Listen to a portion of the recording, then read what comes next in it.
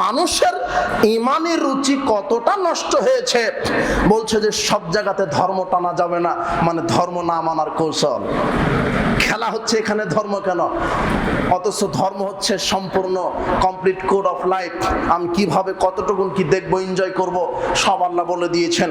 নিমুখ হারাম হয়েছে মানুষ, মানুষ নাফরমান হয়েছে, মানুষ মুনাফিক হয়েছে। এই যুবক শোনো, তুমি কোনো দিন ভোর 4টাতে উঠোনি সালাতের জন্য, আর তুমি ইহুদি খ্রিস্টানের এত গোলাম হয়ে গেলে রাত 4টায় উঠেছো তাদের পূজা করার জন্য। অবাক কথা হলো, প্রথম যখন বিশ্বকাপ খেলা শুরু হলো ভোর 4টাতেই, যখন ফজরের ওয়াক্ত হয়, তুমি কোনো দিন ওঠনি, তোমার জিন্দেগিতে ঘটেনি ভোর 4টায় উঠে ফজরের সালাত আদায় করা। অথচ তুমি ইহুদি খ্রিস্টানের এই গান বাজনা বাদ্যযন্ত্র খেলতামাশা নিয়ে পড়ে আছো। তুমি মুনাফিক, তুমি নাফরমান। তুমি কেন এইভাবে বিজেপিদের দলকে এভাবে সাপোর্ট করো?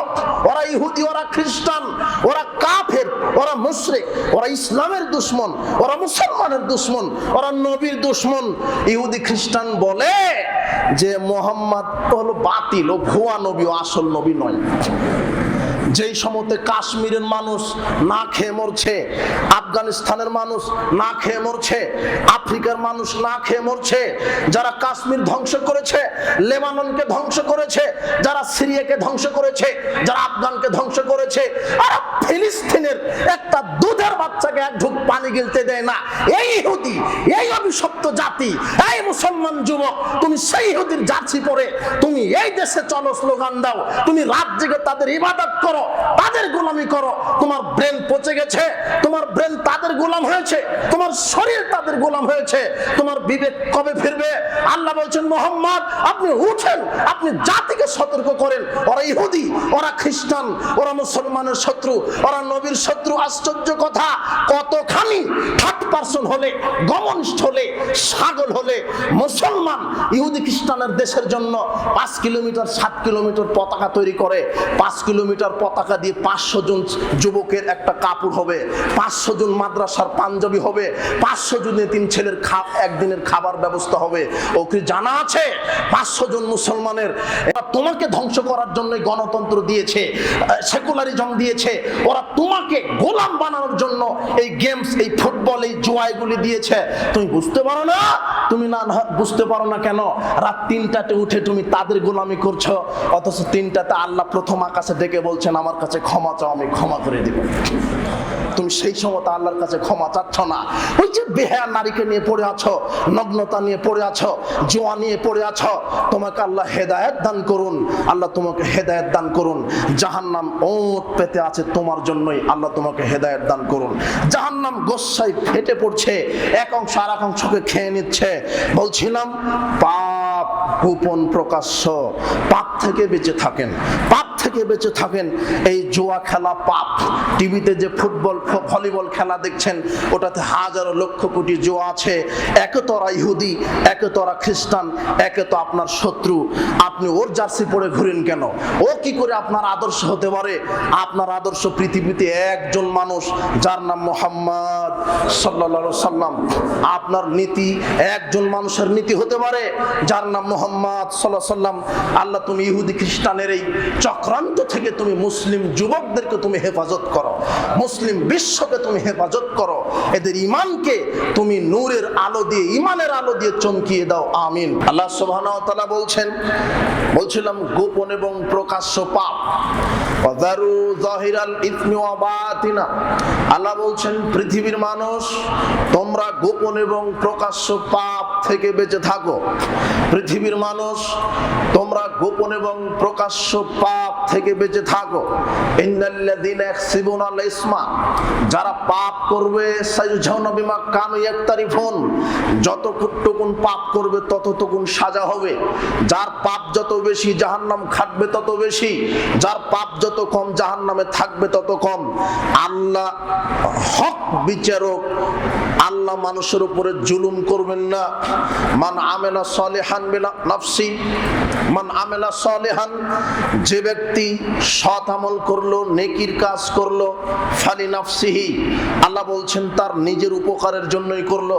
ওয়ামান আশা ফালাইহা, আর যে ব্যক্তি পাপের কাজ করলো সে তার নিজের ক্ষতির জন্য করলো। ওয়ামা রাব্বুকা বিযাল্লামিল লিল আবিদ, তোমার প্রতিপালক বান্দাদের প্রতি জুলুমকারী নন। লাহা মা কাসাবাত ওয়া আলাইহা মা ইকতাসাবাত, যে যতটুকুন উপার্জন করবে ততটুকুনের ফুল ভোগ করবে, যে যতটুকুন উপার্জন করবে ততটুকুনের ফল ভোগ করবে, কথা আল্লাহ বলছেন।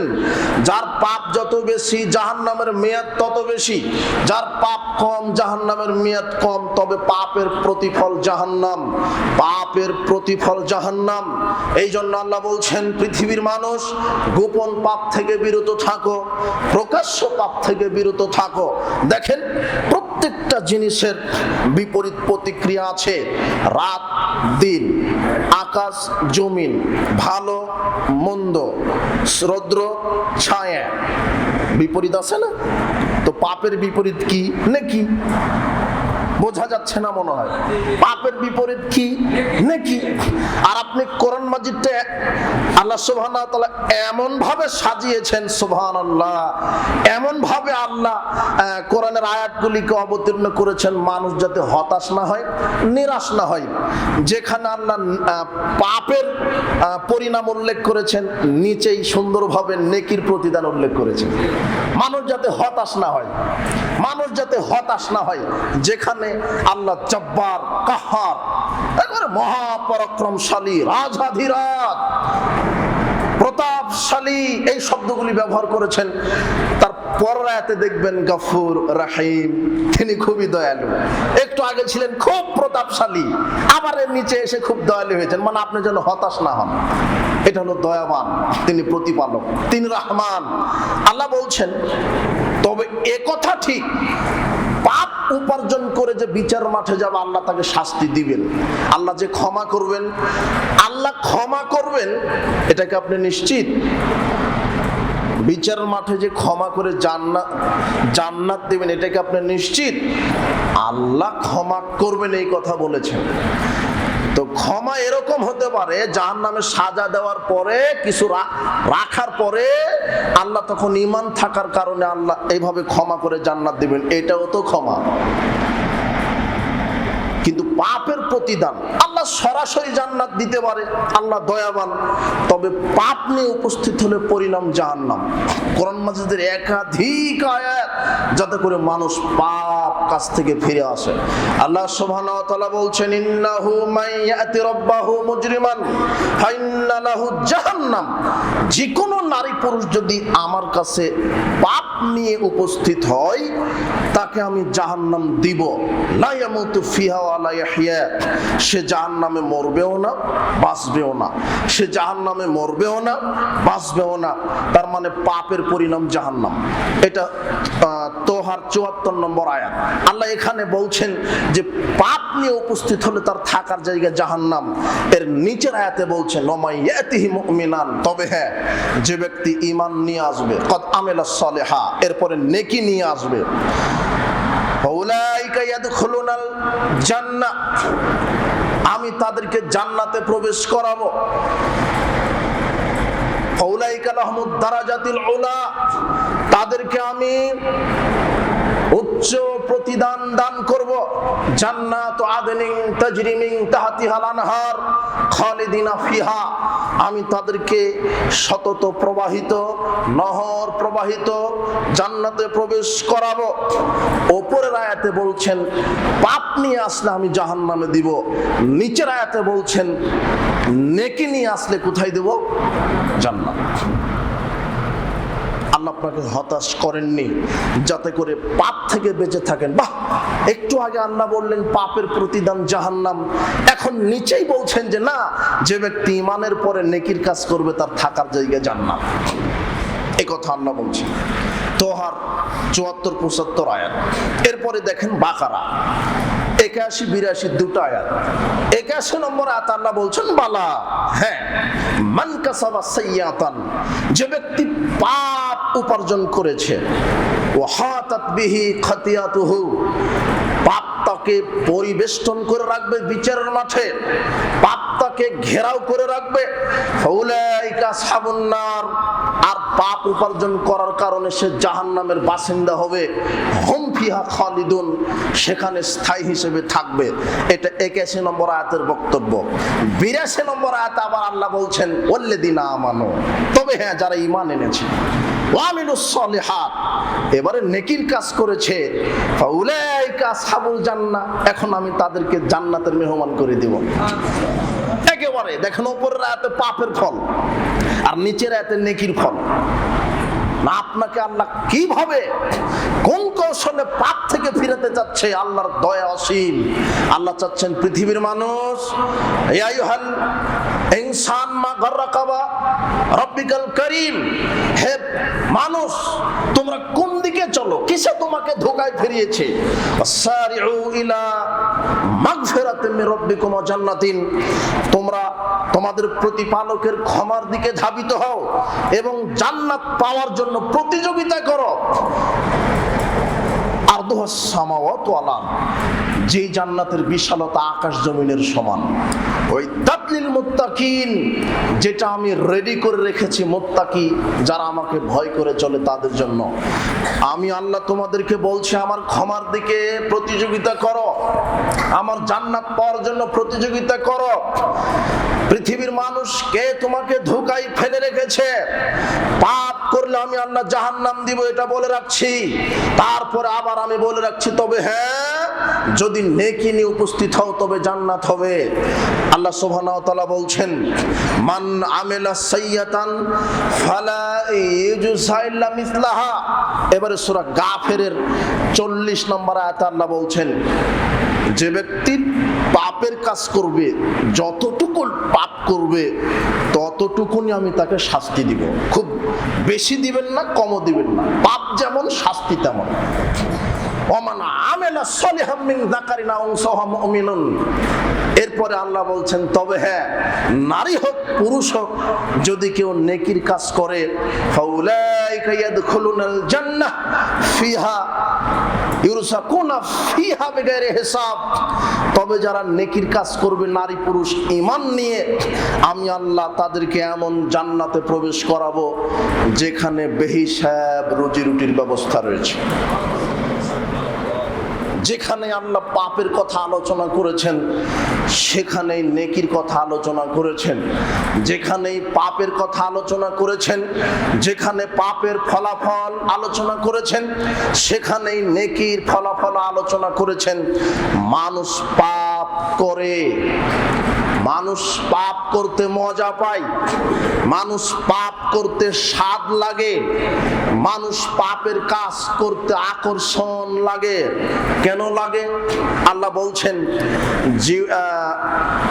শয়তানকে যখন আল্লাহ বললেন ফাখরুজ মিনহা ফাইন্নাকা রাজিম, তুই তো আদমকে সিজদা দিলি না, তাহলে তুই নেমে যা, তুই অভিশপ্ত, তুই মারদুদ, তুই নেমে যা।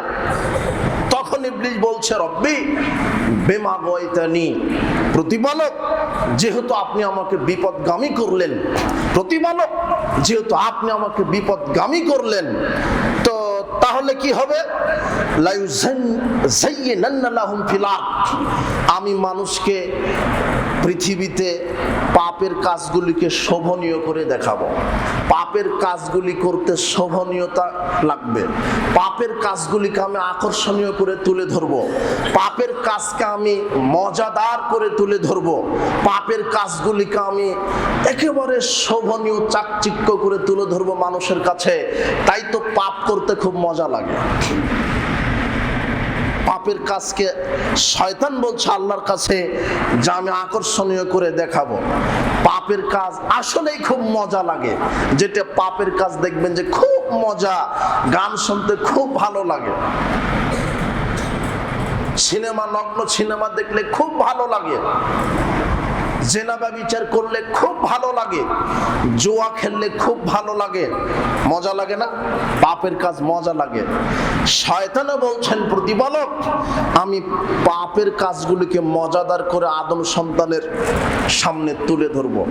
আল্লাহ বলছেন ওয়ালাকিন কাসাত কুলুবুহুম, মানুষের অন্তর পাপ করতে করতে শক্ত হয়ে গেছে।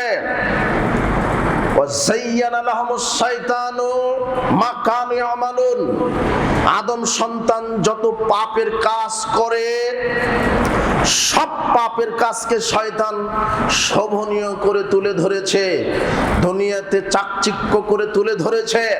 মদ পান করতে মজা পায় আদম সন্তান, জেনা করতে মজা পায় আদম সন্তান, জুয়া খেলতে মজা পায় আদম সন্তান, পরনারীর সাথে গল্প করতে মজা পায় আদম সন্তান, মানুষের সাথে সুদ ঘুষ দুর্নীতি করতে মজা পায় আদম সন্তান।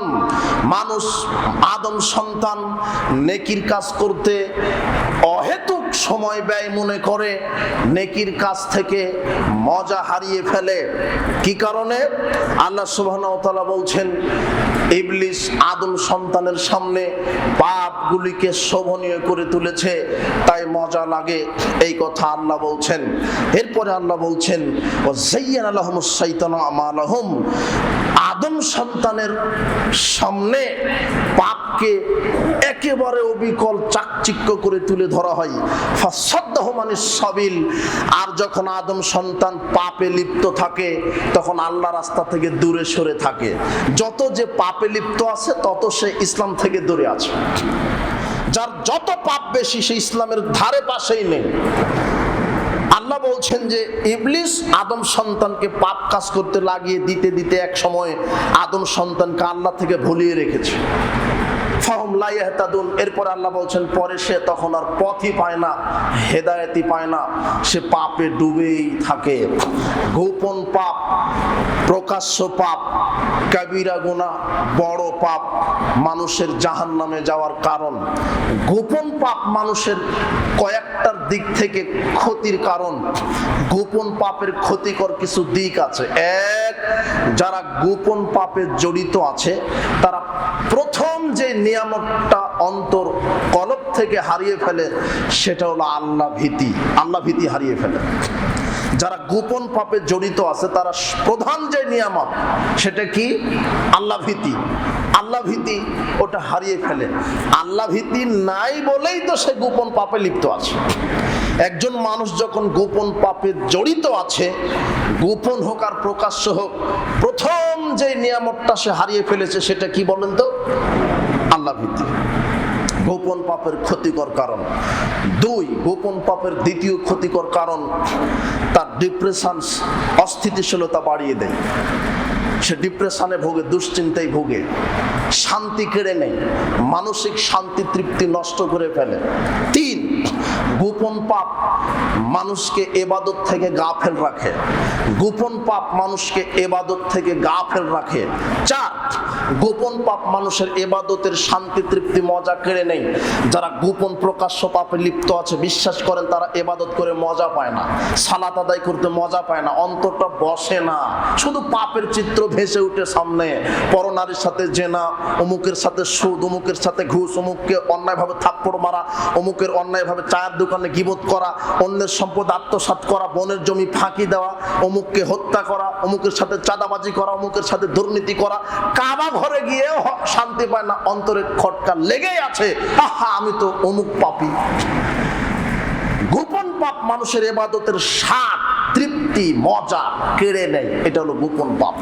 গোপন পাপের 5 নম্বর যেটা ক্ষতির কারণ তা হচ্ছে গোপন পাপে কেউ যদি লিপ্ত থাকে তাহলে কি হয়? গোপন পাপে লিপ্ত থাকলে জান্নাতের পথ ভুলে যায় আর জাহান্নামের পথের নিকটে চলে যায়। গোপন পাপের 5 নম্বর ক্ষতিকর দিক, জান্নাতের পথ ভুলে যায়, জাহান্নামের নিকটে চলে যায়। গোপন পাপের 6 নম্বর ক্ষতিকর দিক, গোপন পাপ করার পথকে উন্মোচন করে, গোপন পাপ পাপ করার পথকে উন্মোচন করে। আরে এই তো জেনা করছি, তো কিছুই হচ্ছে না, আরো জেনা করি। এই তো আমি এই পাপে লিপ্ত আছি, আরো করি। কেন? তার ভিতরে তো আল্লাহ ভীতি নাই। গোপন পাপ আরো 10টা পাপের সহযোগী হয়, পাপের পথকে উন্মুক্ত করে। গোপন পাপের 7 নম্বর ক্ষতিকর দিক হচ্ছে, গোপন পাপে যে লিপ্ত আছে তার রুজি রুটিতে বারাকা কমে যায়। গোপন পাপে যে লিপ্ত আছে তার রুজি রুটিতে বারাকা কমে যায়, তার রুজি রুটিতে বারাকা থাকে না।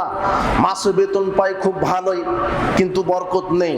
ব্যবসা বাণিজ্য আছে ঠিকই, কিন্তু ব্যবসা বাণিজ্যে বরকত নেই। কেন?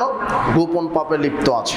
8 নম্বর গোপন পাপের ক্ষতিকর দিক, যে গোপন পাপে যে লিপ্ত আছে তার সৎ আমলকে আল্লাহ নষ্ট করে দিবেন। বিচার মাঠে সৎ আমল নষ্ট হয়ে যাবে। আল্লাহ রাসূল সাল্লাল্লাহু আলাইহি ওয়াসাল্লাম বলছেন, শোনো, বিচারের মাঠে মানুষ তিমাহার শুভ্র সাদা বিশাল পর্বত সদৃশ আমল নিয়ে উপস্থিত হবে, কিন্তু তার আমল নামাতে শুধু গোপন পাপ আর পাপ, গোপন পাপ আর পাপ। এই গোপন পাপের প্রতি আল্লাহ বিরক্ত হয়ে তার পাহাড় পরিমাণ আমলকে নষ্ট করে দিবেন।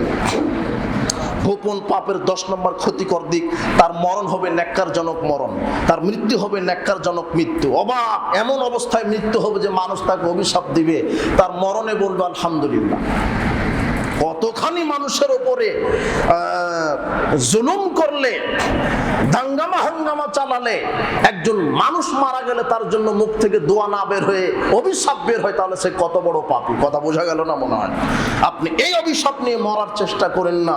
গোপন পাপের খারাপ মৃত্যু হয়, গোপন পাপের খারাপ অবস্থায় মৃত্যু হয়। প্রতিপালক গোপন পাপ থেকে আমাদেরকে বিরত থাকার তৌফিক দান করো। জাহান্নাম তো পড়ে আছে, যারা গোপন পাপ করে মারা যাবে জাহান্নাম। ইন্না জাহান্নামা কানাত মিরসাদা, আল্লাহ বলছেন জাহান্নাম উৎপেতে আছে। আরে আসে না কেন? যেদিন জাহান্নাম তৈরি করেছে সেদিন থেকে জাহান্নাম ফুলে ফেপে রাগে অগ্নি শর্মায় একেবারে নিজেকে খামচাচ্ছে। একদিন তো সহ্য করতে না পেরে জাহান্নাম বলছে, প্রতিপালক আমাকে যে সৃষ্টি করলেন, আমার এক অংশ আর এক অংশকে রাগে ক্ষোভে, এক অংশ আর এক অংশকে খেয়ে নিচ্ছে। এত রাগান্বিত অবস্থায় জাহান্নাম আমি আছি, আমার এক অংশ আর এক অংশকে খেয়ে নিচ্ছে। কবে দিবেন পাপীদেরকে, জাহান্নামীদেরকে, অহংকারী, স্বৈরাচারী, বদমেজাজি, দাম্ভিক, আল্লাহদ্রোহী, স্বৈরাচারী, নাফরমান, এদেরকে কবে দিবেন? আমার এক অংশ আর এক অংশকে খেয়ে ফেলছে, মানুষ পাচ্ছে না, খাবে কি? নিজের অংশটাই খেয়ে নিচ্ছে। তখন আল্লাহ বলছেন, তাই তাহলে এক কাজ করো, তুমি একটা নিঃশ্বাস, গরম একটা নিঃশ্বাস ফেলো পৃথিবীতে, রাগটা হালকা হবে। আর শীতল একটা নিঃশ্বাস ফেলো পৃথিবীতে, রাগটা হালকা হবে। তাই তো রাসূল সাল্লাল্লাহু আলাইহি ওয়াসাল্লাম বলছেন, জাহান্নাম যখন গরম নিঃশ্বাস ফেলে, ওই নিঃশ্বাসটা পৃথিবীর যে এলাকাতে পড়ে সে এলাকাতে গরম উপভোগ করে মানুষ। আর যখন জাহান্নাম ঠান্ডা নিঃশ্বাস ফেলে, ওই ঠান্ডা নিঃশ্বাস পৃথিবীর যে এলাকায় যেই ভূমিতে পড়ে সে এলাকা শীতল হয়। বলেন তো, পৃথিবীতে অনেক এলাকাতে আছে শীত, 12 মাসই বরফ, স্নো পড়ছে, তাহলে বুঝতে হবে যে ওই এলাকায় জাহান্নামের কোন শ্বাস পড়েছে? ঠান্ডা শ্বাস। আর যে এলাকাগুলিতে খুব প্রচন্ড গরম, বেশি শীত নাই বললে চলে, যতটুক গরমের মধ্যে আছে ততটুক ওই এলাকাতে কার শ্বাস পড়েছে গরম? জাহান্নামের। ওটা আপনার ওত পেতে আছে জাহান্নাম, ও গেলেই ও খেয়ে ফেলবে। এখন কাউকে না পেয়ে এক অংশ আর এক অংশকে খাচ্ছে। জাহান্নাম বড় কঠিন জায়গা। প্রতিপালক, আমরা মানুষ, আমাদের ভুল ত্রুটি আছে, আমরা তওবা করছি, পাপ ক্ষমা করো। জাহান্নামের আগুন থেকে তুমি আমাদেরকে রক্ষা করো, আমিন। জাহান্নাম বড় কঠিন জিনিস।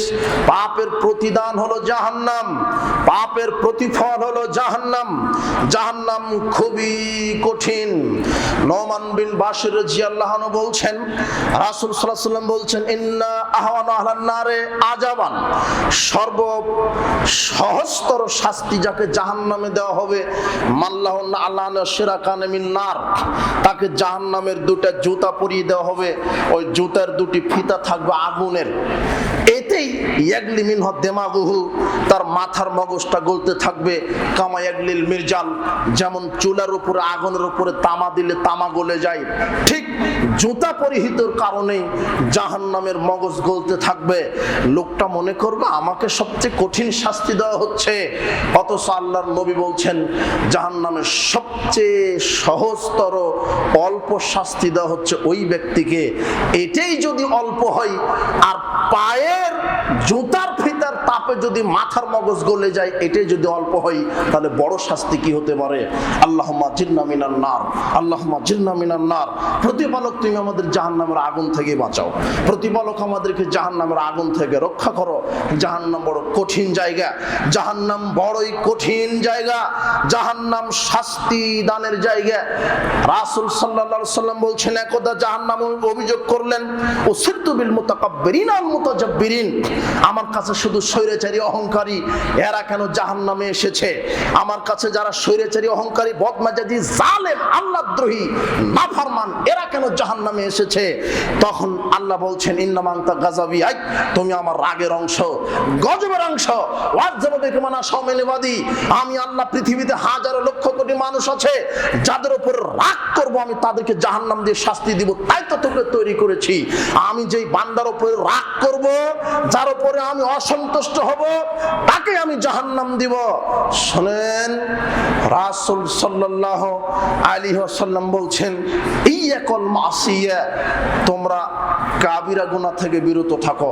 ফাইন্না বিল মাসিয়া আল্লাহ সাকাতাল আযজা ওয়া জাল, যদি কেউ কাবিরা গুনাহ করে, বড় পাপ করে, আল্লাহ তার উপরে রাগান্বিত হন। কার উপরে রাগান্বিত হন? যে বড় পাপে লিপ্ত আছে, গোপন হোক প্রকাশ্য হোক। আর যার উপরে রাগান্বিত হয়ে আছে তাকে আল্লাহ কার মাধ্যমে শাস্তি দিবেন? জাহান্নাম। ফাল্লাযিনা কাফারু কুত্তিয়াত লাহুম থিয়াবুম মিন নার, আল্লাহ বলছেন জাহান্নামীদেরকে জাহান্নামে দেওয়ার সাথে সাথে চামড়া পুড়ে তো গলে যাবে, আমি জাহান্নামীদেরকে আগুনের পোশাক পরিয়ে দিব। পোশাক হবে আগুনের। আজকে যেমন আপনি খুব দামি সফট সুতার পোশাক পরেন, সিল্কের পোশাক পরেন, হাজারো কোটি লক্ষ কোটি টাকার মালিক আপনি দামি পোশাক পরছেন, আর সেদিন জাহান্নামীদের পোশাক হবে আগুনের, আগুনের তৈরি করা পোশাক। কুল্লামা নাজিজাত জুলুদুহুম বাদদালনাহুম জুলুদান গায়রাহা, যখন আগুনের পোশাকটা পরিয়ে দেওয়া হবে, সাথে সাথে মানুষের শরীরের চামড়া গলে যাবে। যখনই গলছে তখনই আবার হচ্ছে, যখনই গলে যাচ্ছে নতুন চামড়া আবার গজাচ্ছে। কেন? যাতে সে শাস্তির তীব্রতা বুঝতে পারে। এভাবে সে পুড়তেই থাকবে জাহান্নামে। জাহান্নাম বড় কঠিন জায়গা। আবু হুরায়রা রাদিয়াল্লাহু আনহু বলছেন, রাসূল সাল্লাল্লাহু আলাইহি ওয়াসাল্লাম বলেছেন, এক একটা জাহান্নামীদের আকার আকৃতি এত বেশি হবে, মা বাইনা মানকিবাল কাফির ফিন্নারে মাসিরাতা। রাসূল সাল্লাল্লাহু আলাইহি ওয়াসাল্লাম বলছেন, একজন মানুষের এক কাঁধ থেকে আরেক কাঁধ, কাঁধের এই মাথা থেকে এই মাথা হবে একটা দ্রুতগামী ঘোড়া 3 দিন যত দূর যায়, 3 দিন 3 রাত যত দূর দৌড়েছে, তত দূর যত দৈর্ঘ্য হলো, জাহান্নামীদের এই কাঁধ থেকে এই কাঁধের দূরত্ব তত হতে পারে। 500 কিলো ধরেন, 1000 কিলোমিটার ধরেন, 1500 কিলোমিটার ধরেন, আরে 100 কিলোমিটারই ধরেন। 100 কিলোমিটার কি এখানে আছে? এখান থেকে যমুনা সেতু চলে গেছে। এত বড় হবে আপনার হলো এই কাঁধ থেকে এই কাঁধের দূরত্ব হলো জাহান্নাম। জাহান্নামের একটা দাঁত হবে জিরসাম মিসলু উহুদ, উহুদ পাহাড়, এইদিকে 6 কিলো উপরের দিকে, এইদিকে উপরের দিকে 6 কিলো, নিচের দিকে 8 কিলো। যদি 6 কিলোমিটার চওড়া হয় একটা দাঁত, জাহান্নাম কত বড়! ফাকিজু মিসলু বাইজা, তার উরুরান হবে বাইজা পাহাড়ের সমান। বাইনা মাজলিসু মিন জাহান্নাম বাইনাল মক্কা ওয়াল মদিনা, একজন মানুষের বসার জায়গা হয় মক্কা মদিনা 450 কিলোমিটার। জাহান্নামের আকার আকৃতির দেহ কত বড় হতে পারে? জাহান্নামের আকার আকৃতির দেহ কত বড় হতে পারে? জাহান্নাম ইন্না গিলজা, জাহান্নামীদের গায়ের চামড়া হবে 42 হাত মোটা। জাহান্নামীদের গায়ের চামড়া হবে 42 হাত মোটা। আপনাকে কি দিয়ে বুঝাই? এগুলি অপমান, এগুলি শাস্তির তীব্রতা বোঝানোর জন্য। জাহান্নামে এক একটা ফেরেশতা থাকবে, বিশাল আকৃতির ফেরেশতা, বিশাল আকৃতির ফেরেশতা থাকবে। রাসূল সাল্লাল্লাহু আলাইহি সাল্লাম বলছেন যে আল্লাহর আরশ বহন করবে 8 জন ফেরেশতা। বিচারের মাঠে আরশ বহনকারী ফেরেশতা থাকবে 8 জন। রাসূল সাল্লাল্লাহু আলাইহি সাল্লাম বলছেন এই 8 জন ফেরেশতার শারীরিক গঠন হলো, প্রথম আকাশ থেকে জমিন, প্রথম জমিন এতটুকুন যেই পরিমাণ, একজন ফেরেশতার কানের লতি থেকে কাঁধ এতটুকুন হলো প্রথম জমিন থেকে প্রথম আকাশ। তাহলে ফেরেশতা কত বড় বোঝা গেল না মনে হয় কথা। এরকম 8 জন ফেরেশতা, কানের লতি থেকে কাঁধ আপনার আমার 6 আঙ্গুল 6 ইঞ্চি, আর ওই ফেরেশতার প্রথম আকাশ থেকে প্রথম জমিন এটা কতটুকুনের দূরত্ব? তাহলে তার পা থেকে মাথা পর্যন্ত কত হতে পারে? যদি তো ফেরেশতাদের অনেক দায়িত্বশীল ফেরেশতা রয়েছে, এত বড় বড় ফেরেশতা, এরই কিছু অংশ ফেরেশতা জাহান্নামে থাকবে যারা মানুষকে জাহান্নামে শাস্তি দেওয়া। কাফের থাকতো না। আমি যে বলছি, আপনি যে বলছেন আল্লাহু আকবার, আল্লাহ সবচেয়ে বড়, আসলে কি দেখেছেন আল্লাহ কত বড়? আসলে কি আপনি আল্লাহর সাথে পরিচিত হয়েছেন? আল্লাহ কি আসলে কি আল্লাহকে আপনি চিনেন?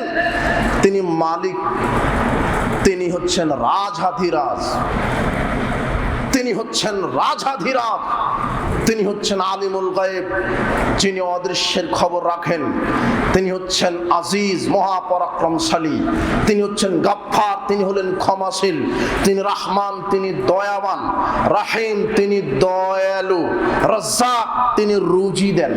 মানুষকে কে রুজি দেন? আল্লাহ।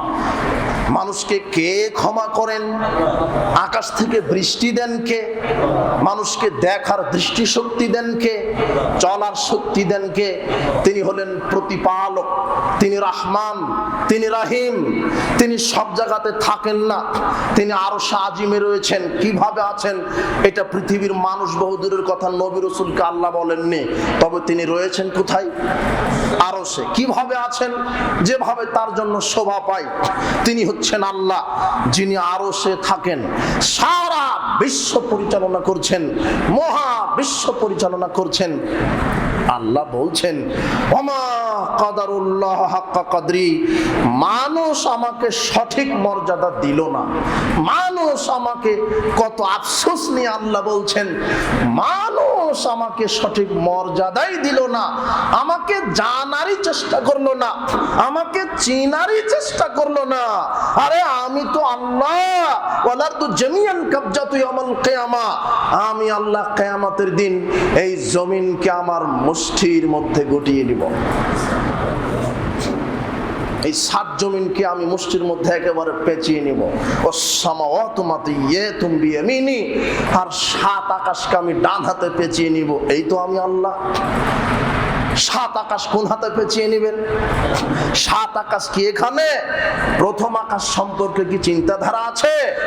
আল্লাহ তো বলছেন, কত আফসোস নিয়ে বলছেন, মানুষ আমাকে মর্যাদাই দিল না, মানুষ আমাকে মর্যাদাই দিল না, আমাকে চিনলো না, আমি যে রাজাধিরাজ, আমি যে সবচেয়ে বড়।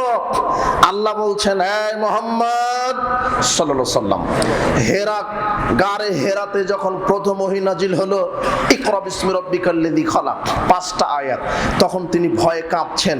বাড়িতে এসে বলছেন খাদিজা আমাকে চাদর দিয়ে মুড়িয়ে দাও। এর কিছুদিন পরে সূরা মুজাম্মিল নাজিল হলো, আবার তিনি ভয় পেয়ে গেলেন, কাঁপুনি দিয়ে তিনি চাদর মুড়ি দিয়ে শুয়ে পড়লেন। এইবারে আল্লাহ বলছেন ইয়া আইয়ুহাল মুদ্দাসসির, সূরা মুদ্দাসসির বলছেন আল্লাহ, এই চাদর আবৃত, কাঁপলে হবে না, ওঠেন, কুম ফানজির, দাঁড়ান, দাওয়াতি কাজ করেন, তাওহীদের কথা বলেন, শিরক বিদআতের কথা বলেন, জাহেলিয়াতের কথা বলেন, জিহাদের মাঠে যান, আপনি উঠেন, আপনি সতর্ক করেন, জাহান্নাম থেকে সতর্ক করেন, জান্নাতের সুসংবাদ দিন। হে চাদর আবৃত মানুষ, শুয়ে থাকলে দিন কায়েম হবে না, কুম, আপনি উঠেন, ফানজির, আপনি মানুষকে সতর্ক করেন, ওয়া সিয়াবাকা ফাতাহির, নিজের কাপড়কে পরিষ্কার করেন, ওয়া রুজ্জা ফাহজুর, আপনি পবিত্রতা অর্জন করেন, অপবিত্রতা থেকে দূরে থাকেন। রব্বাকা ফাকাব্বির, আল্লাহ বলছেন তোমার প্রতিপালকের তাকবীর পাঠ করেন, বলেন আল্লাহু আকবার। আল্লাহ হচ্ছেন তিনি যিনি সবার চেয়ে বড়, যিনি সবচেয়ে জ্ঞানী, যিনি রাজাধিরাজ, যিনি সর্বশক্তিমান, যিনি ক্ষমতার উৎস। জনগণ ক্ষমতার উৎস হতে পারে না। আল্লাহ বলছেন আমি বিচারের দিন, কিয়ামতের দিন যখন ইসরাফিল আলাইহিস সালাম সিংহায় ফুৎকার দিবে, তখন আমি 7 আকাশকে ডান হাতে পেঁচিয়ে নিব। এই যুবক, তুমি কি জানো 7 আকাশ কি? প্রথম আকাশকে আল্লাহ বলছেন যে প্রথম আকাশে আমি যত তারকা, নক্ষত্র, গ্যালাক্সি, মিল্কি ওয়ে, ধূমকেতু আপনার নেহারিকা দিয়ে সাজিয়ে দিয়েছি। কেন? যাতে দেখতে ভালো লাগে। এটা কে বলছেন? আল্লাহ বলছেন। দ্বিতীয়, তৃতীয়, চতুর্থ, পঞ্চম, ষষ্ঠ আসমানে তারকা, সূর্য, গ্রহ, নক্ষত্র নেই।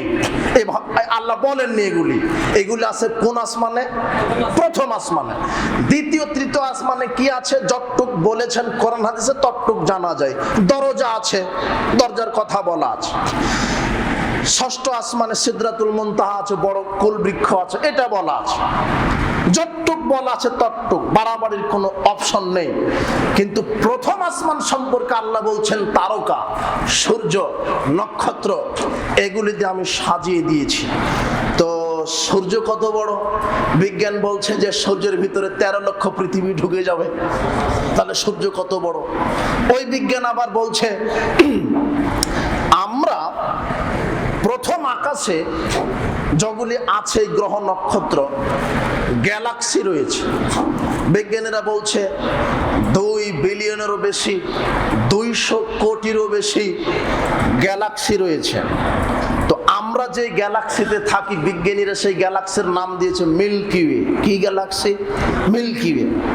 মিল্কি ওয়ের ভিতরে 400 বিলিয়ন নক্ষত্র, তারা, আপনার গ্রহ, উপগ্রহ রয়েছে। 400 বিলিয়ন মানে 400 কোটি। 400 কোটি নক্ষত্র রয়েছে একটা মিল্কি ওয়ের ভিতরে। 400 কোটি তারা রয়েছে। এক একটা তারার আকৃতি এত বড়, বিজ্ঞানীরা বলছে যে যেই 13 লক্ষ পৃথিবী সূর্য খেয়ে নিতে পারে, এরকম 2 কোটি সূর্য একটা তারকা খেয়ে নিতে পারে। তাহলে তারকা কত বড়? ওই রকম তারকা আছে একটা গ্যালাক্সিতে 400 কোটি। তাহলে গ্যালাক্সি কত বড়? আর গ্যালাক্সির ভিতরে আছে ব্ল্যাক হোল। ওরকম যদি 2-4 কোটি তারকা চলে যায়, তাহলে গ্যালাক্সি ওই ব্ল্যাক হোল তারকাগুলিকে চুষে খেয়ে নিতে পারে। ব্ল্যাক হোল কত বড়? তাহলে ওই গ্যালাক্সি কত বড়? এই রকম গ্যালাক্সি আছে 200 বিলিয়ন। তাহলে কত গ্যালাক্সি মহাবিশ্বে আছে? তাহলে প্রথম আকাশ কত বড়? আবার রাসূল সাল্লাল্লাহু আলাইহি ওয়াসাল্লাম বলছেন প্রথম আকাশ যত বড়, দ্বিতীয় আসমান তার চেয়ে বেশি বড়, দ্বিতীয়টা তৃতীয়, দ্বিতীয়টার থেকে তৃতীয়টা বড়, এইভাবে সবার চেয়ে বড় সপ্তম আকাশ। আব্দুল্লাহ ইবনে মাসউদ রাদিয়াল্লাহু আনহু বলছেন যে 7 আকাশ 7 জমিন আল্লাহর কুরসির সামনে একটা আংটির মতো দেখা যায়। ওটা তো আপনি কোরআন মাজিদে পড়েছেন, ওয়াসিয়া কুরসিয়ুস সামাওয়াতি ওয়াল আরদ, মানে আকাশ 7 আকাশ 7 জমিনকে আল্লাহর কুরসিটা গম্বুজের মতো হয়ে আছে, এইভাবে পেঁচে রেখে আছে। উপরে আছে কুরসি, আর কুরসির ভিতরে আছে 7 আকাশ 7 জমিন। তাহলে কুরসি কত বড়? আর কুরসিটা আব্দুল্লাহ ইবনে মাসউদ রাদিয়াল্লাহু আনহু বলছেন যে আরশের সামনে কুরসিটা হলো আবার আংটির মতো। তাহলে আরশ কত বড়? আর ওই আরশে রয়েছেন আল্লাহ। তাহলে আপনার আল্লাহ কত বড়? তাই তো আল্লাহ বলছেন মানুষ তো আমাকে মর্যাদা দিল না। মুহাম্মদ ওঠেন, মানুষকে সতর্ক করেন, আমি রাজাধিরাজ, আমি পাপ করলে শাস্তি দিতে পারি, আমি মানুষকে জাহান্নামে দিতে পারি, কেউ যদি ক্ষমা চায় আমি ক্ষমা করতে পারি, আমি মানুষকে জান্নাতে দিতে পারি। আপনি উঠেন, আপনি সতর্ক করেন, আপনি উঠেন, আপনি সতর্ক করেন। তাই আপনি বলেন রব্বাকা ফাকাব্বির, আল্লাহু আকবার, আমি আল্লাহ সবার চেয়ে বড়। তিনি রাজাধিরাজ। এই জন্য আল্লাহ বলছেন আপনি উঠেন, আপনি সতর্ক করেন। প্রথম আকাশে আল্লাহ প্রতিদিন নেমে আসেন প্রতি রাত্রে। কে ক্ষমা চায় আমি ক্ষমা করে দিব, কে আমার কাছে মাপ চায় আমি মাপ করে দিব, কে আমার কাছে কিছু চায় আমি তাকে দিব, কে কোনো বিপদে আছে আমি বিপদ বালা মুসিবত দূর করব। মানুষ ডাকে কখন নিমুখ হারাম হয়েছে, মানুষ নাফরমান হয়েছে, মানুষ মুনাফিক হয়েছে। এই যুবক শোনো, তুমি কোনো দিন ভোর 4টাতে উঠোনি সালাতের জন্য, আর তুমি ইহুদি খ্রিস্টানের এত গোলাম হয়ে গেলে রাত 4টায় উঠেছো তাদের পূজা করার জন্য। অবাক কথা হলো, প্রথম যখন বিশ্বকাপ খেলা শুরু হলো ভোর 4টাতেই, যখন ফজরের ওয়াক্ত হয়, তুমি কোনো দিন উঠোনি, তোমার জিন্দেগিতে ঘটেনি ভোর 4টায় উঠে ফজরের সালাত আদায় করা। অথচ তুমি ইহুদি খ্রিস্টানের এই গান বাজনা বাদ্যযন্ত্র খেলতামাশা নিয়ে পড়ে আছো। তুমি মুনাফিক, তুমি নাফরমান। তুমি কেন এইভাবে বিজেপিদের দলকে এভাবে সাপোর্ট করো? ওরা ইহুদি, ওরা খ্রিস্টান, ওরা কাফের, ওরা মুশরিক, ওরা ইসলামের দুশমন, ওরা মুসলমানের দুশমন, ওরা নবীর দুশমন। ইহুদি খ্রিস্টান বলে যে মোহাম্মদ হলো বাতিল, ও ভুয়া নবী, ও আসল নবী নয়।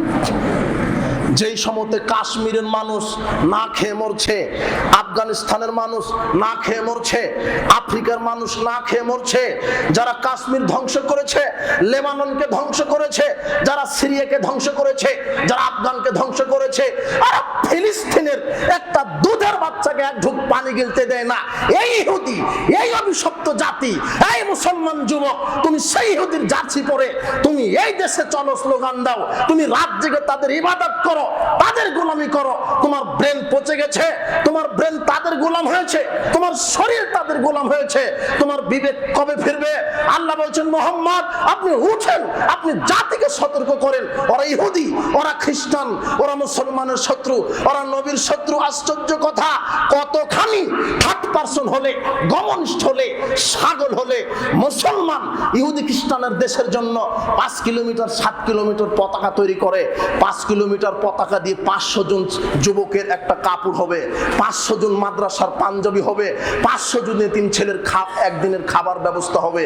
ওকে জানা আছে 500 জন মুসলমানের তোমাকে ধ্বংস করার জন্য গণতন্ত্র দিয়েছে, সেকুলারিজম দিয়েছে। ওরা তোমাকে গোলাম বানানোর জন্য এই গেমস, এই ফুটবল, এই জুয়াগুলি দিয়েছে। তুমি বুঝতে পারো না? তুমি না বুঝতে পারো না কেন? রাত 3টাতে উঠে তুমি তাদের গোলামি করছো, অথচ 3টাতে আল্লাহ প্রথম আকাশে ডেকে বলছেন আমার কাছে ক্ষমা চাও, আমি ক্ষমা করে দিব। তুমি সেই সময় আল্লাহর কাছে ক্ষমা চাচ্ছ না। ওই যে বেহায়া নারীকে নিয়ে পড়ে আছো, নগ্নতা নিয়ে পড়ে আছো, জোয়া নিয়ে পড়ে আছো, তোমাকে আল্লাহ হেদায়েত দান করুন, আল্লাহ তোমাকে হেদায়েত দান করুন। জাহান্নাম ওট পেতে আছে তোমার জন্যই, আল্লাহ তোমাকে হেদায়েত দান করুন। জাহান্নাম গোসাই ফেটে পড়ছে, এক অংশ আর এক অংশকে খেয়ে নিচ্ছে। বলছিলাম পাপ গোপন প্রকাশ্য, পাপ থেকে বেঁচে থাকেন, পাপ থেকে বেঁচে থাকেন। এই জুয়া খেলা পাপ। টিভিতে যে ফুটবল ভলিবল খেলা দেখছেন, ওটাতে হাজারো লক্ষ কোটি জুয়া আছে। একে তো ওরা ইহুদি, একে তো ওরা খ্রিস্টান, একে তো আপনার শত্রু। আপনি ওর জার্সি পরে ঘুরেন কেন? ও কি করে আপনার আদর্শ হতে পারে? আপনার আদর্শ পৃথিবীতে একজন মানুষ, যার নাম মুহাম্মদ সাল্লাল্লাহু আলাইহি সাল্লাম। আপনার নীতি একজন মানুষের নীতি হতে পারে, যার নাম মুহাম্মদ সাল্লাল্লাহু আলাইহি সাল্লাম। আল্লাহ তুমি ইহুদি খ্রিস্টানের এই চক্রান্ত থেকে তুমি মুসলিম যুবকদেরকে তুমি হেফাজত করো, মুসলিম বিশ্বকে তুমি হেফাজত করো, এদের ইমানকে তুমি নূরের আলো দিয়ে, ইমানের আলো দিয়ে চমকিয়ে দাও, আমিন। বলছিলাম উপস্থিত বৈঠকের ইসলামী হালাকার সম্মানিত মুসলিম দিনী ভাই, আপনাকে যেটা বলছিলাম গোপন এবং প্রকাশ্য পাপ, গোপন এবং প্রকাশ্য পাপ। সবচেয়ে বড় কথা যে মানুষ পাপকে পাপই মনে করছে না, পাপকে পাপই মনে করছে না, যেটা পাপ। যুবক টিভিতে একটা নষ্ট নগ্ন গান দেখছে, ও মনে করছে না এটা পাপ। রাত জেগে খেলা দেখছে, আরে হাজী সাহেব টিভি অন করে খেলা দেখছে, নর্তকী নাটক সিনেমা দেখছে, ও মনে করছে না যে এটা পাপ। বিড়ি সিগারেট জর্দাগুল খাচ্ছে, ও মনে করছে না যে এটা পাপ, মনেই করছে না যে এটা পাপ। আর সবচেয়ে যেটা বড় ধোঁকায় ফেলেছে শয়তান, আমি আমার বুদ্ধির অভাবে, আমি আমার কথা বলার ঘাটতিতে আমি আপনাকে জাতিকে বোঝাতে পারছি না, শয়তান যে কত ধোঁকায় ফেলেছে মানুষকে। যারা এক শ্রেণীর মানুষ আছে, ধর্ম ভালো লাগে, পাপ করলেও ভালো লাগে, বুঝতে হবে যে এদের ইমানের স্বাদ নষ্ট হয়ে গেছে। এদের অন্তরটা গ্রাস করে নিয়েছে শয়তান। রাত জেগে খেলা দেখাও ভালো লাগে, সালাত আদায় করাও ভালো লাগে, গান শুনতেও ভালো লাগে। ওই যে ড্রামস বাজাচ্ছে একটা নারী, ও বলছে যে আমি হজ করেছি, কোরআন খতম দিই। ওর ড্রামস বাজানো ভালো লাগে, হজ করাও ভালো লাগে। মানে বুঝতে পারেনি যে পাপ কি জিনিস। মানে অন্তরটা নষ্ট হয়ে গেছে, ইমানের স্বাদ নষ্ট হয়ে গেছে। আমাদের রাজশাহীর মানুষ, আমি আপনিও, আমাদের এলাকাতে যখন ওঝা সাপে কামড়ায় মানুষকে, তখন ওঝা আনা হয় ঝাড়ফুঁক করার জন্য। তো লোকটাকে বিষাক্ত সাপে কামড় দিয়েছে নাকি ওই এমনিতেই সাধারণ সাপে কামড় দিয়েছে, তাই পরীক্ষা করার জন্য ওঝা বলে যে সাপে কাটা রুগীকে মুখে লবণ দাও, কাঁচা মরিচ দাও। দেওয়ার পর ওঝা বলে কি খবর, ঝাল লাগে, লবণ লাগে? যদি বলে পানি পানি লাগে, তাহলে বুঝতে হবে যে তাকে বিষাক্ত সাপে কি করেছে। তার মানে বিষ মানুষের জিহ্বার স্বাদকে কি করে দিচ্ছে, নষ্ট। ও আর বুঝতে পারে না যে এটা মরিচ, এটা লবণ। আর যদি বিষ না হয় তাহলে বুঝতে পারে যে এটা বিষাক্ত সাপে কামড়ায়নি। যদি বুঝতে পারে যে এটা ঝাল লাগছে, লবণ, এটা হচ্ছে। তাহলে বিষ মানুষের জিহ্বার স্বাদকে নষ্ট করে দেয়। তো এখন আপনাকে ওই যে টিভিতে গান শোনাও ভালো লাগে, ফুটবল খেলা দেখা ভালো লাগে, ওই চায়ের দোকানে অমুকের বদনাম করাও ভালো লাগে, সুদের টাকা খেতেও ভালো লাগে, আবার বছরে বছরে হজ উমরা করতেও ভালো লাগে, তাহাজ্জুদ পড়তেও ভালো লাগে, ওই তাসবিহ টিপতেও ভালো লাগে, সবই ভালো লাগে, গান বাজনা শুনতেও ভালো লাগে। তাহলে বুঝতে হবে যে শয়তান আপনার ইমানের স্বাদকে নষ্ট করে দিয়েছে। হলো মুনাফিক। সাবধান, গোপন পাপ ইমানের স্বাদকে নষ্ট করে দেয়। গোপন পাপ, আমি বুদ্ধির অভাবে আপনাকে বোঝাতে পারছি না গোপন পাপ মানুষের কত ক্ষতি করছে। পাপ মানুষকে কত ক্ষতি করছে। আপনার অন্তরকে জীবিত রাখবেন ঈমান, আমল, কোরআন, জিকির দিয়ে কল্পকে জীবিত রাখবেন। কল্প যদি জীবিত থাকে, নফস আপনাকে পাপের জন্য তাড়না দিতে পারবে না। আমাদের অন্তরটাই মরে গেছে, তাই নফস আমাদেরকে ঘোতাতে থাকে, পাপ করো পাপ করো। কথা বুঝেন? আপনি আসরের সালাত আদায় করে চায়ের দোকানে অমুকের বদনাম করছেন, মানে ইমানের স্বাদ কি হয়ে গেছে, আপনার নষ্ট হয়ে গেছে। সাবধান, শয়তান আপনাকে ধোঁকা দিচ্ছে। যারা জেনায় লিপ্ত আছে, মদ পান করছে, পুরা দমে ভাবে শয়তান ওদের কাছে নেই, আপনার কাছে আছে আপনাকে পথভ্রষ্ট করার জন্য। তাই আপনার সালাতও ভালো লাগে, পাপের কাজও ভালো লাগে। আল্লাহ তুমি এই ধোঁকাবাজি থেকে তুমি আমাদেরকে হেফাজত করো, আমিন। উপস্থিত বৈঠকের ইসলামী হালাকার সম্মানিত মুসলিম দিনী ভাই বোন, আপনাদেরকে শেষ যে কথাটা বলছি যে পাপের ফলাফল জাহান্নাম হবে। জাহান্নাম বড় কঠিন জায়গা, পাপের ফলাফল জাহান্নাম হবে। জাহান্নাম বড় কঠিন জায়গা। এই ধোঁকাবাজিতে পা দিবেন না, গোপন হোক প্রকাশ্য হোক, কোনো পাপে পা দিবেন না। সুদ ঘুষ দুর্নীতি পাপ, কাবিরা গুনাহ, মহাপাপ। কোনো মুসলমান এর সাথে সম্পৃক্ত থাকতে পারে না, জেনার সাথে সম্পৃক্ত থাকতে পারে না, জুয়ার সাথে সম্পৃক্ত থাকতে পারে না।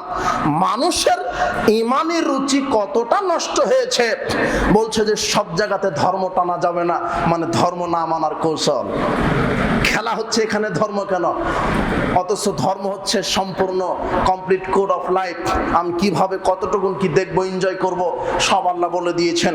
আল্লাহ বলছেন বল মাইসিরা, আমি জুয়া খেলাকে হারাম করলাম। কোরআন মাজিদের আয়াত, জুয়া হারাম, মদ হারাম। যার ভিতরে মাদক আছে সেটাই হলো হারাম, সেটাই হলো মদ। ওটা বিড়ি সিগারেট জর্দাগুলির ভিতরে মাদক আছে, 4000-এরও বেশি বিষাক্ত নিকোটিন থাকে, চিকিৎসা বিজ্ঞানী বলছে। তাহলে বিড়ি সিগারেট জর্দাগুলি হারাম, এগুলি কাবিরা গুনাহ, পাপের কাজ, বিরত থাকতে হবে। জুয়া খেলা হারাম। জুয়া তো নির্ধারিত কোনো খেলার নাম নয়, যেটাতে টাকা দিয়ে খেলা হয়, হিংসা বিদ্বেষ বাড়ে, শত্রুতা বাড়ে, সেটা হলো জুয়া খেলা, যেখানে শরীর চর্চা নেই। ফুটবল, ক্রিকেট, ভলিবল খেলেন, সাময়িকের জন্য, শরীর চর্চার জন্য খেলেন, এটা অপরাধ নয়। কিন্তু ওটা যদি টাকার হারজিত থাকে তাহলে কি হবে, ওটা হলো জুয়া হয়ে যাবে। আর আপনি আন্তর্জাতিক খেলা দেখছেন, ও টিভির দিকে তাকান কি করে আপনি? আপনি না মুসলমান? ওখানে তো একটা রাবারের একটা বল নিয়ে দৌড়াচ্ছে, গোল পোস্টে ঢুকছে, আহা যুবক, তুমি বিশ্ববিদ্যালয়ের ক্যাম্পাস গরম করে দিলে, তুমি এগুলো সারা রাত পটকাবাজি আতশবাজি করছো, নারী পুরুষ একাকার হয়ে গেল, তোমার কবে হুঁশ ফিরবে? ওটা হলো জুয়া, ওটাতে টাকার হার জিত আছে। আর তুমি দেখতে পাও না একেবারে পোশাক নাই, অর্ধনগ্ন, বেহায়া, বেশরমা, একেবারে নিকৃষ্ট নারীগুলি ওখানে নাচ গান করে।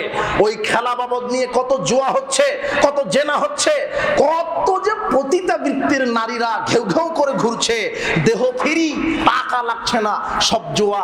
ওই যে আন্তর্জাতিক খেলার জন্য দেহকে ফ্রি করে দিয়েছে, পতিতালয় নির্মাণ করা আছে। আপনাকে কি দিয়ে বোঝাই? এই দিয়ে আপনার ছেলে মেয়ের চরিত্র নষ্ট হচ্ছে, ওখানে মদের আড্ডা হচ্ছে, ওখানে জেনার আড্ডা হচ্ছে, ওখানে টাকা বাই হচ্ছে। জার্সি গায়ে দিয়েছে কেন? হারামখোর, মুনাফিক। ও জার্সি তোমাকে কি করতে পারো? ওটা ইহুদি খ্রিস্টানের জার্সি, ও দিয়ে কুলুপ করা জায়েজ নাই, ও পায়ে দিয়ে লাথি মারতে হবে, ও যদি ওকে রেখে ওকে পেশাব করতে হবে, ওর ভিতরে টাকা খরচ হয়েছে। তুমি কেন আর্জেন্টিনা ব্রাজিলের পতাকা তোমার ছাদের উপরে টাঙাবে? ওটা ইহুদি, ওটা খ্রিস্টান। ওই পতাকার টাকা দিয়ে একটা এতিম বাচ্চার পায়জামা হতো, কথা বোঝা গেল না মনে হয়? একটা এতিম বাচ্চার পাঞ্জাবি হতো। আল্লাহ আপনাকে বোঝার তৌফিক দান করুন। উপস্থিত বৈঠকের মুসলিম দিনী ভাই বোন, জুয়া খেলা হারাম। বলছিলাম গোপন এবং প্রকাশ্য পাপে মানুষ ভরে গেছে। ভালো ভালো মানুষ মোবাইল। এই ছেলে, তোমাকে আর একটা কথা বলছি, মুরব্বী আপনাকে বলছি, অভিভাবক আপনাকে বলছি, সতর্ক হন। আপনার ছেলের কেরিয়ার নষ্ট করেছে মোবাইল ফাংশন। মোবাইল ফাংশন আপনার ছেলেকে নষ্ট করে দিয়েছে। বড় মোবাইল কেন দিবেন? পরিবারে কার ফৌজারি থাকবে, একেবারে কার ফৌজারি থাকবে। 15 বছর বয়স পর্যন্ত কোনো ছেলে মেয়ে হাতে মোবাইল পাবে না, এর নাম বাপ। ওই স্মার্টফোন দিয়েছেন কেন?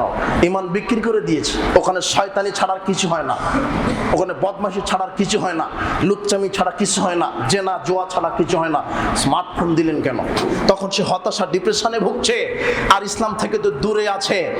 এখন শয়তান ওর সঙ্গী হয়ে গেছে। আল্লাহ বলছেন, জিক্রি রহমান, যার অন্তর থেকে রহমানের জিকির উঠে গেছে, যে রহমানের জিকির থেকে মুখ ফিরিয়ে নিয়েছে, শয়তানান, আমি তার জন্য শয়তানকে বন্ধু বানিয়ে দিয়েছি।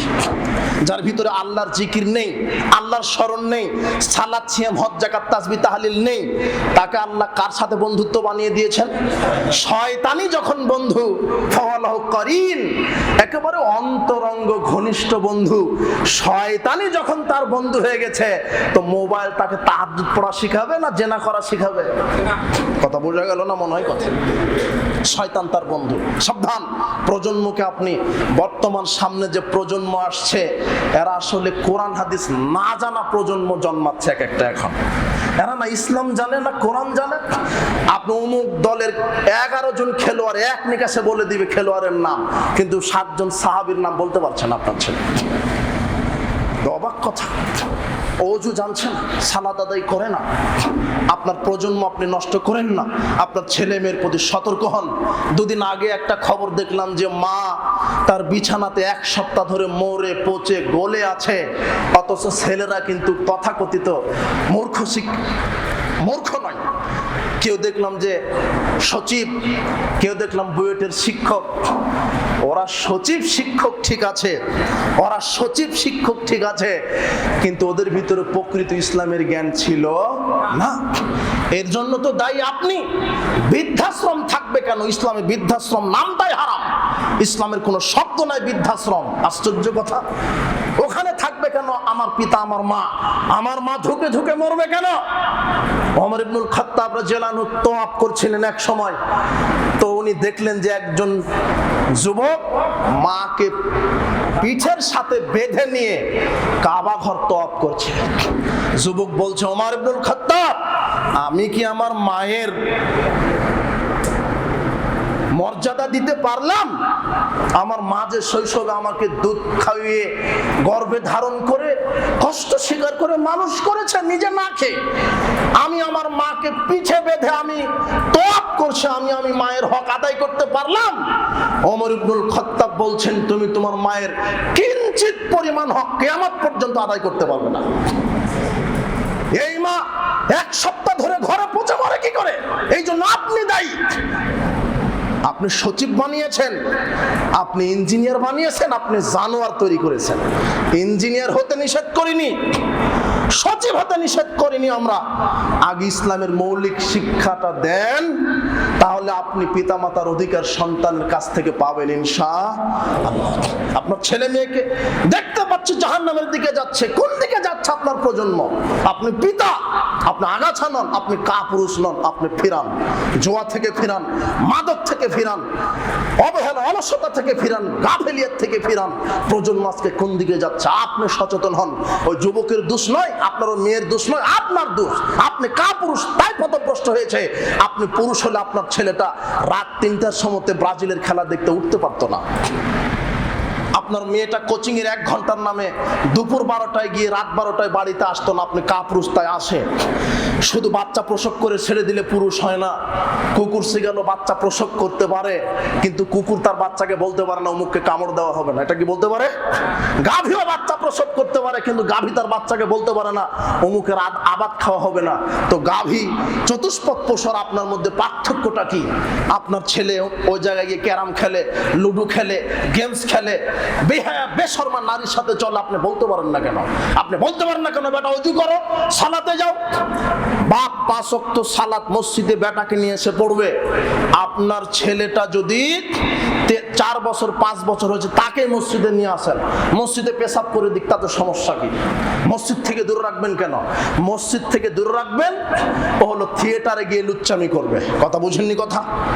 7 বছরের ছেলেকে মসজিদে নিয়ে আসেন, ঘাড়ে উঠুক, লাফা, ওর মনে লাফা, ঘাড়ে উঠুক, আপনি আপনার মতো সালাত আদায় করেন। রাসূল সাল্লাল্লাহু আলাইহি ওয়াসাল্লামের যুগে সাহাবীগণ তাদের সন্তানদেরকে নিয়ে আসতেন, মায়েরা তার বাচ্চাদেরকে নিয়ে আসতেন। রাসূল সাল্লাল্লাহু আলাইহি ওয়াসাল্লাম 100 আয়াত, 150 আয়াত, 250 আয়াত তেলাওয়াত করতেন। মায়ের কোলে যখনই বাচ্চার আওয়াজ, কান্নার আওয়াজ শুনতে পেয়েছেন, আয়াত বন্ধ করে দিয়ে রুকুতে চলে যান। সুবহানাল্লাহ। সালাত খাটো করেন, যে বাচ্চা এসেছে। মায়েদেরকে রাসূল সাল্লাল্লাহু আলাইহি ওয়াসাল্লাম কত মূল্যায়ন করেছেন। এই জন্য আপনার ছেলে মেয়েকে মসজিদমুখী করেন, না হলে দুর্গা পূজামুখী হয়ে যাবে আপনার ছেলেটা। আল্লাহ এই প্রজন্মকে তুমি হেফাজত করো। অনেক কথা, যাক, যেটা বললাম পাপ, পাপ থেকে বিরত থাকবেন। আজকে মানুষের হিতাহিত জ্ঞানই নাই যে আমি যেটা করছি এটা নেকি না পাপ। অসম্ভব কথা। সবাই বলছে দেশের সরকার খারাপ, অমুক নেতা খারাপ। যে খারাপ বলছে সে সুযোগ পেলে 40 টাকার ভাড়া 80 টাকা আদায় করে না? কথা বুঝুননি মনে হয় কথা। একটা ভ্যান চালক বলছে দেশের অমুক নেতা খারাপ, ও যদি সুযোগ পায় তাহলে 40 টাকার ভাড়া কয় টাকা নেয়? 80 টাকা। সিলেটে বন্যা হলো, একটা মোমবাতির দাম 500 টাকা হয়ে গেল, নৌকা ভাড়া 50,000 হলো। তো ডাকাত নেতা না তুমি? মুহাম্মদ সাল্লাল্লাহু আলাইহি ওয়াসাল্লাম বলছেন যেই দেশের জনগণ যেরকম সেই দেশের শাসক হয় সেরকম। এই কথা মুহাম্মদ সাল্লাল্লাহু আলাইহি ওয়াসাল্লাম বলছেন। আগে আপনি ঠিক হন। ইসলামের নিদর্শন হলো নিজে ভালো হওয়া। কুআন ফুসাকুম, আগে নিজে ভালো। আপনি অমুকের দোষ দেন কেন? রাস্তা এখানে 1 কোদাল মাটি দিলেই তো হয়, আপনি মেম্বারকে গালি দিচ্ছেন কেন? আপনি যে মেম্বারকে গালি দিলেন ভোটের সময়, সেই মেম্বারের কাছ থেকে 1000 টাকা আপনি খেয়েছেন, ওই মেম্বারকে আপনি আবার গালি দিচ্ছেন ও দুর্নীতিবাদ, অথচ দুর্নীতির ওই সার্টিফিকেট দিয়েছেনই আপনি। আশ্চর্য কথা। আল্লাহ তুমি জনগণকে ইমানদার হওয়ার তৌফিক দান করো, পরিবারকে কোরআন সুন্নাহর আলোকে জীবন গড়ার তৌফিক দান করো। সর্বশেষ উপদেশ নসিহত করে গেলাম, আপনার প্রজন্মকে আপনি বাঁচান, ছেলে মেয়েকে বাঁচান। প্রজন্ম নষ্ট হয়ে গেলে মুসলিম উম্মাহ নষ্ট হবে, মুসলিম উম্মাহ নষ্ট হয়ে গেলে ঈমান আমল দিয়ে বিচার মাঠে কোনো কাজ হবে না। আপনার প্রজন্মকে ঠিক করেন, ছেলে মেয়ে পরিবারকে ঠিক করেন, সর্ব ধরনের গোপন পাপ থেকে বিরত থাকেন। আল্লাহ তুমি আমাদেরকে হেদায়েত দান করো, সঠিক ঈমানের উপরে যতদিন বেঁচে আছি দীর্ঘ সুস্থ নেক হায়াত দান করো। দীর্ঘ সুস্থ নেক হায়াতে যেন পবিত্র কোরআন এবং সেই সুন্নাহর আলোকে জীবন গড়তে পারে, আল্লাহ সেই তৌফিক তুমি দান করো। মৃত্যুর সময় ঈমান নিয়ে যেন কবরে যেতে পারে, সেই তৌফিক তুমি দান করো।